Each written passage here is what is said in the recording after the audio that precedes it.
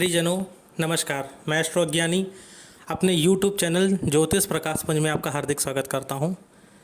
दोस्तों, हमारी बात शनि के वक्री अवस्था को लेकर हो रही थी। शनिदेव मकर राशि में पुनः वक्री होने जा रहे हैं और ये इनका वक्रत्व काल 141 दिन का रहेगा। शनिदेव 23 मई 2021 को दोपहर में 2:50 पर मकर राशि में वक्री होंगे और पुनः 11 अक्टूबर 2021 को 7:48 सुबह पर पुनः ही मकर राशि में मार्गी हो जाएंगे। तो दोस्तों, कल हमने इसी विषय पर मेष और वृषभ राशि के बारे में बताया था। अगर आपने वो वीडियो नहीं दिया है तो देखा है तो नीचे डिस्क्रिप्शन में आपको लिंक प्रोवाइड हो जाएगा, आप जाकर देखिएगा अगर आपकी मेष और वृष राशि है। आज हम बात करेंगे मिथुन और कर्क राशि की। दोस्तों, ये गोचर काल बहुत ही ज़्यादा प्रभावी होने वाला है, आपके जीवन से सीधे संबंध रखता है क्योंकि शनि परिश्रम का और मेहनत का कारक होता है।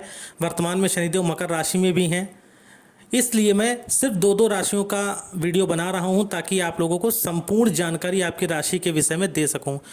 मेरा ये वीडियो गोचर में चंद्र राशि पर आधारित रहेगा। तो दोस्तों, आज चलिए शुरुआत करते हैं। बात करते हैं मेष राशि की।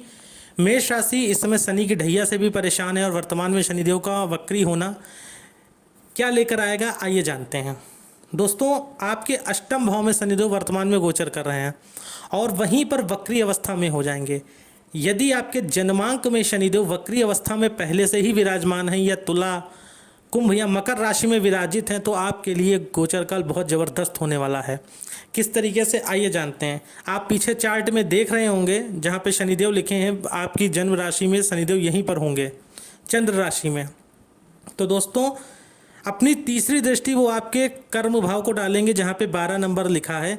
आपको कर्म से जुड़े अगर कोई दिक्कत आ रही थी, प्रमोशन रुक रहा था, अधिकारियों से संबंध अच्छे नहीं थे, तो उसमें आपको लाभप्रद स्थितियां प्रदान कराएंगे। अधिकारियों से संबंध बहुत मधुर करा देंगे, कर्म को लेके प्रेरित करेंगे। परंतु शनि विलंब का कारक है, इसलिए कुछ विलंब भी अवश्य कराएंगे क्योंकि शनि की दृष्टि जो होती है वो विरक्ति का कारक होती है। आपके अष्टम भाव में बैठे हैं, अगर आप साइंटिस्ट हो, किसी चीज़ पे रिसर्च कर रहे हो या आप रिसर्च स्कॉलर हो तो आपके लिए बहुत ज़बरदस्त है। आप ज्योतिष के क्षेत्र से हो, आप तंत्र के क्षेत्र से हो तो आपके लिए बहुत ज़बरदस्त है। नई नई चीज़ें आपको सीखने का और अनुभव करने का अवसर प्रदान कराएंगे शनिदेव अष्टम भाव में वक्री होकर। दोस्तों, उसके बाद ये अपनी सप्तम दृष्टि जहाँ पे 4 नंबर आपको चार्ट में दिख रहा है, वो द्वितीय भाव है कुंडली का, वहाँ पर डालेंगे। आपकी वाणी में सौम्यता लाएंगे, किससे कैसे बात करना है और कितनी बात करनी है, ये आपके लिए बहुत अच्छा हो जाएगा। वाणी में प्रखरता ले आएंगे, आप अपने ज़्यादातर कार्य अपने वाणी से बना ले जाएंगे। द्वितीय भाव कुटुंब का भी होता है। दोस्तों, कुटुंब में जो एक झगड़े झंझट की स्थितियाँ चल रही थी उसमें कुछ कमी करेंगे और कुटुंब में आपका मान बढ़ाएंगे। उसके बाद दोस्तों, ये दसम दृष्टि अपने पंचम भाव पर डालेंगे। ये सबसे उत्तम रहेगा क्योंकि पंचम भाव में आपकी तुला राशि है और ये अपनी दसम दृष्टि आपके पंचम भाव पर डालेंगे, ज्ञान भाव पर डालेंगे। तो सबसे पहले तो आपको संतान में जो विलंब उत्पन्न हो रहा था, मान लीजिए आप वैवाहिक हैं और संतान हो नहीं पा रही थी, उसमें आपके रास्ते खोलेंगे, एक बात। दूसरी बात, यदि आप पुत्र की कामना कर रहे थे तो उसमें आपको लाभप्रद स्थितियाँ प्रदान कराएंगे। संतान के द्वारा समाज में आपका नाम रोशन करवाएंगे क्योंकि दोस्तों, शनिदेव आपके लिए भाग्येश और अष्टमेश होते हैं, लेकिन भाग्य स्थान में उनकी मूल त्रिकोण राशि होती है तो आपको ज़्यादा लाभ प्रदान करेंगे। आप अपनी सूझ से अपने ज्ञान के क्षेत्र में वृद्धि करेंगे। आपकी सूझ आपको आगे के मार्ग, उन्नति के मार्ग प्रशस्त कराएगी। कोई बड़े प्रेमिका, याद रखिएगा, किसी बड़ी प्रेमिका का या प्रेमी का जीवन में आगमन 100% होगा जो आपसे उम्र में बड़ा होगा। ये आपके लिए, और वो प्रेमी जो आपके जीवन में मिथुन राशि वालों आएगा वो आपके जीवन में बहुत बड़ा रोल अदा करेगा, आपको सही मार्ग दिखाने के लिए। संतान की शादी को लेकर अगर चिंतित थे तो उसमें भी आपको लाभ मिलेगा क्योंकि शनिदेव अष्टम भाव के भी स्वामी होते हैं। आपकी राशि के लिए अष्टम भाव ससुराल का और कॉमन सेंस का होता है।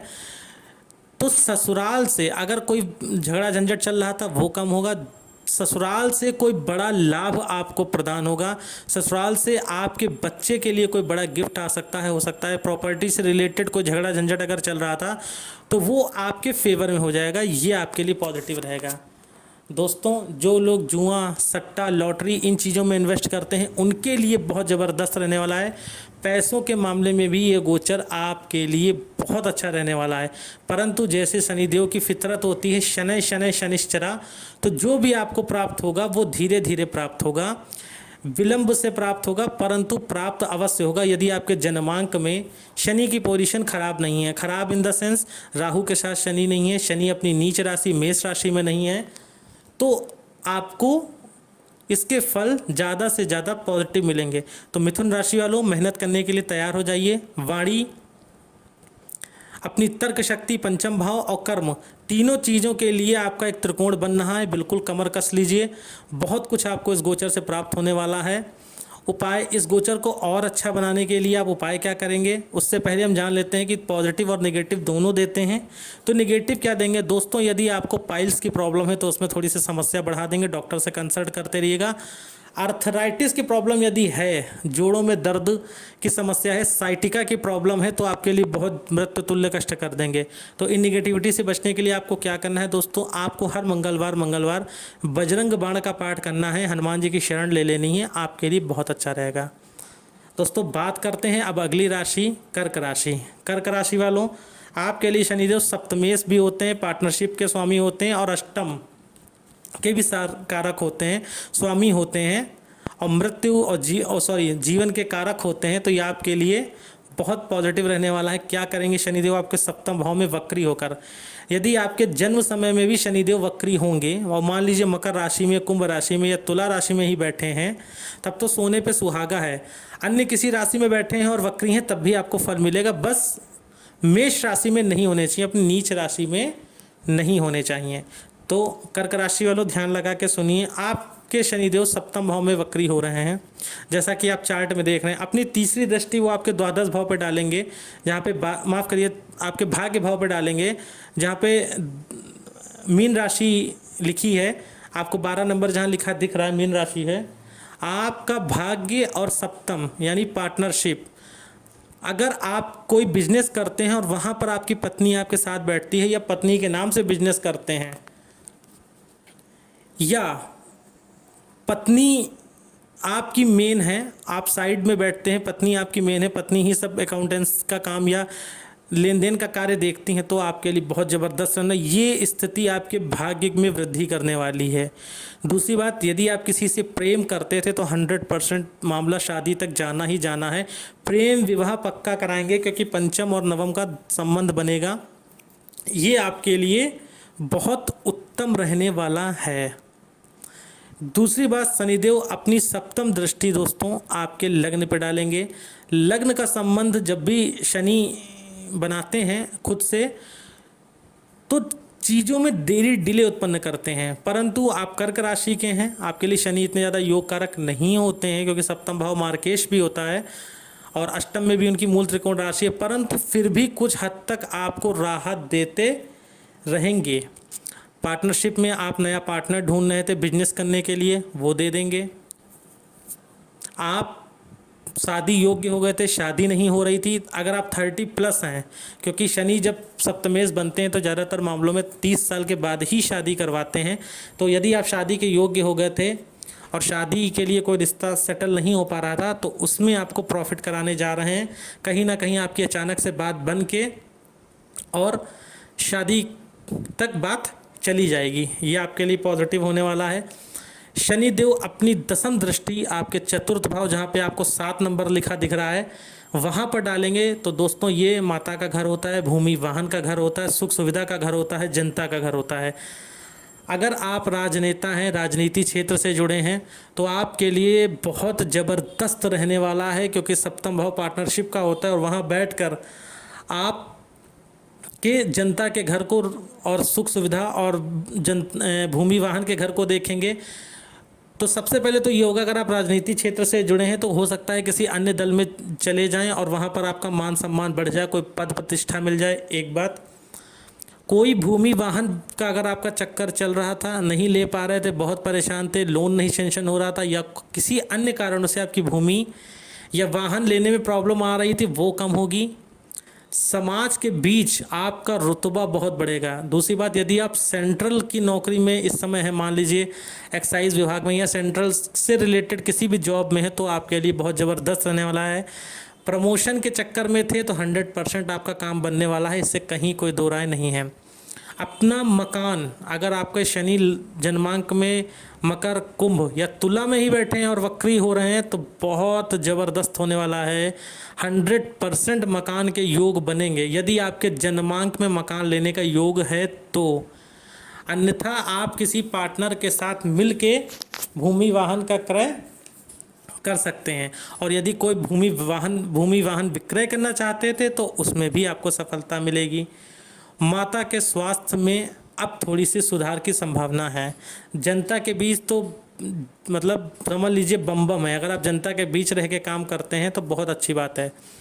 धन के मामले में ये गोचर बहुत लाभदायक होने वाला है। कर्क राशि वालों, जितना आपका अभी थोड़ा सा नुकसान हुआ है पैंडेमिक के कारण, वो सब पैसा आपको इकट्ठा करके दे देंगे। परंतु ये बात याद रखिएगा, शनि देव की दृष्टि लग्न पर है, तो जो जब चाहेंगे तब नहीं मिलेगा, थोड़ा विलंब होकर मिलेगा, क्योंकि शनि विलंब होकर ही देते हैं, परंतु मिलेगा अवश्य। उन शनिदेव की क्रेडिबिलिटी पे सवाल मत खड़े करिएगा कि मैंने अज्ञानी जी ने बताया था मुझे कुछ मिला नहीं। धैर्य धारण करिएगा, धैर्य धारण करने पे आपको सब कुछ प्राप्त होगा। अब बात करते हैं, ये तो पॉजिटिव होगा, निगेटिव एस्पेक्ट क्या रहेंगे आपके लिए।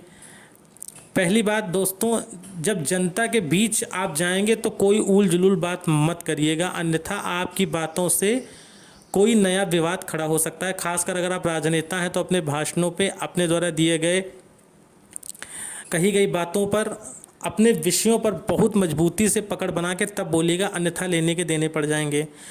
दूसरी बात दोस्तों, शनिदेव सप्तम भाव में वक्री हो रहे हैं, पत्नी की भावनाओं को अवश्य समझिएगा, अन्यथा फिर घर में विवाद का माहौल उत्पन्न हो जाएगा, क्योंकि अष्टमेश होकर सप्तम भाव में वक्री हो रहे हैं।